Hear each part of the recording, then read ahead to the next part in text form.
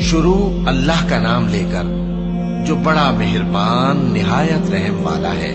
ان فرشتوں کی قسم جو ڈوب کر کافروں کی جان کھینچ لیتے ہیں، اور ان کی جو مومنوں کی جان آسانی سے نکالتے ہیں، اور ان کی جو تیرتے ہوئے جاتے ہیں پھر لپک کر آگے بڑھتے ہیں۔ پھر دنیا کے کاموں کا انتظام کرتے ہیں کہ وہ دن آ کر رہے گا جس دن وہ زلزلہ آئے گا، پھر اس کے پیچھے اور زلزلہ آئے گا۔ اس دن لوگوں کے دل خوف زدہ ہوں گے اور آنکھیں جھکی ہوئی۔ کافر کہتے ہیں کیا ہم الٹے پاؤں پھر لوٹیں گے؟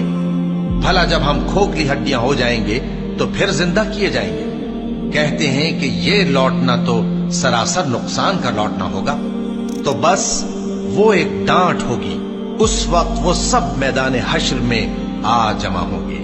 بھلا تم کو موسیٰ کی حکایت پہنچی ہے جب ان کے پروردگار نے ان کو پاک میدان یعنی طویٰ میں پکارا اور حکم دیا کہ فرعون کے پاس جاؤ کہ وہ سرکش ہو رہا ہے، پھر اس سے کہو کہ کیا تو چاہتا ہے کہ پاک ہو جائے اور میں تجھے تیرے پروردگار کا رستہ بتاؤں تاکہ تجھ کو خوف پیدا ہو؟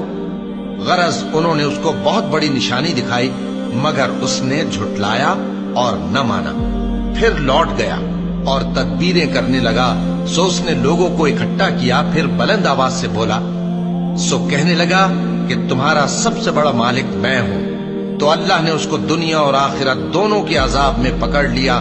جو شخص اللہ سے ڈر رکھتا ہے اس کے لیے اس قصے میں عبرت ہے۔ بھلا تمہارا بنانا مشکل ہے یا آسمان کا؟ اللہ نے اس کو بنایا، اس کی چھت کو اونچا کیا، پھر اسے برابر کر دیا، اور اسی نے رات تاریک بنائی اور دن کو دھوپ نکالی، اور اس کے بعد